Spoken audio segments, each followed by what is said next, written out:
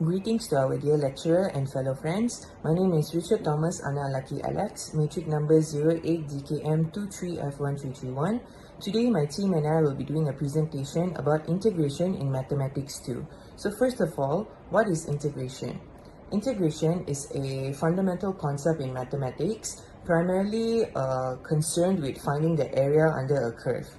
It is the inverse process of differentiation and serves as a crucial tool in calculus. Through integration, we can solve a variety of problems related to areas, volumes, and accumulated quantities. Mathematically, it involves summing infinitesimally small data points to find the total value, making it essential for analyzing continuous functions. Integration not only provides solutions for geometrical problems, but also has a wide application in physics, engineering, economics, and beyond, where it helps in modeling and solving real-world phenomena. Hello everyone, my name is JOHNSAMUEL SHANKER and my metric card is F1063. So now we are going to see area under curve. So area under curve is identify the three-dimension region bound by surface. Secondly, set up the integral. Formulative a triple integral representing the volume element over the region. So the third one is we need to choose coordinate axis. So we need to decide which coordinate axis to integrate with respect to first, second, and third. And then we need to determine bounds. Establish the limit of integration for each axis based on the geometry of the region. Then we need to evaluate the integral. Perform the integration to find the total volume of the region. So now we are going to see the question about this topic. So the question is y equals to 2 square root of x. So the first step we need to write our limit first. It is 3 1, then y dx. Then we bring the our y is 2x 1 over 2. Our square root of x become 1 over 2.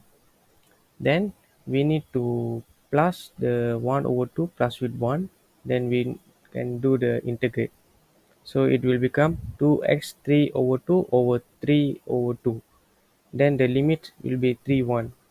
Then we can we remove the 2 to outside, then it will become 2 times 2 equals to 4. Then the 3 also will become out, then it will become 4 over 3. Then in bracket it will be 3 over 2 minus 1 3 over 2. So the answer will become 4 over 3 in a bracket square root of 27 minus 1 or 5.59 unit square. That's all. Thank you. Okay, so now I'm going to talk about the volume of a region. So firstly, we would have to define the region. So let's identify the specific three-dimensional space that we are working with, bounded by given surfaces or planes. This could be a region inside a sphere, between two planes, or within any other geometrically defined area. After that, we have to set up the integral. We have to formulate the triple integral that will be used to calculate the volume. The integral should be in the form of triple integral over v dv, where v is the volume of a region and dv represents a small volume element, usually dx, dy, or dz. Moving forward, we have to choose the coordinate axis. We should decide the order of integration with respect to the coordinate axis, example x, y, or z, and then the choice depends on the geometry of the region and can simplify the computation.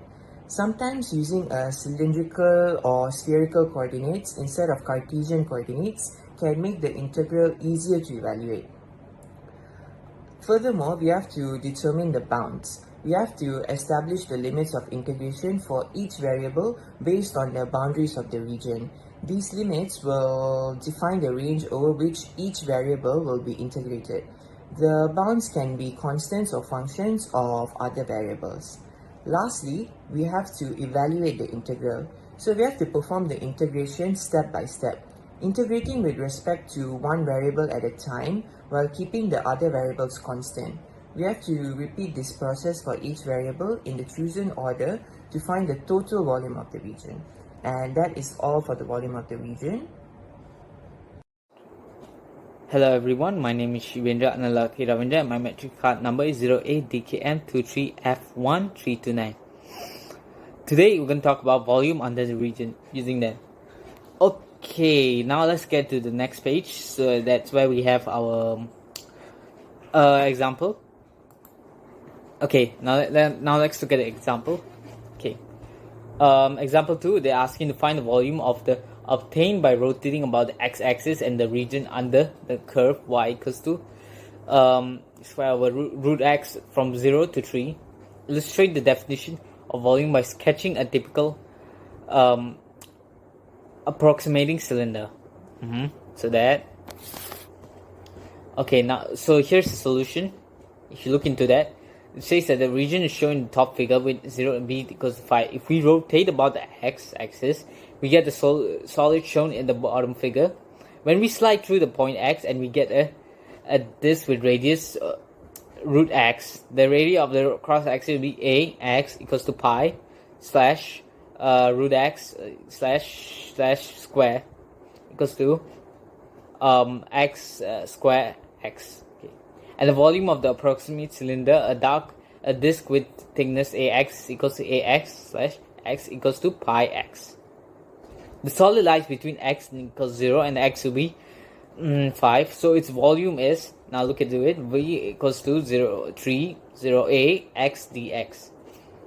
To substitute the x into pi x. So it'll be 50 pi x slash dx. That'll be pi x 4, so the root square, 4 square over 4 square equals times 50. And the final answer will be pi over 4 because 5 square minus 0 equals to, and 25 root over 4. 25 pi over 4. That's the final answer for this. Okay, thank you so much. Have a great day. Okay, so in conclusion, we've explored how integration is used to find the volume under a region. By applying techniques like the disc washer and the shell method, we can calculate the volume of solids, revolution, and precision.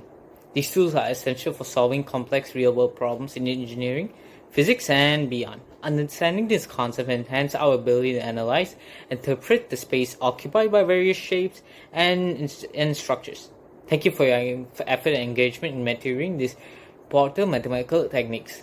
Also, at the end, we'll send references with all the links right here. You can take a look at it. And thank you.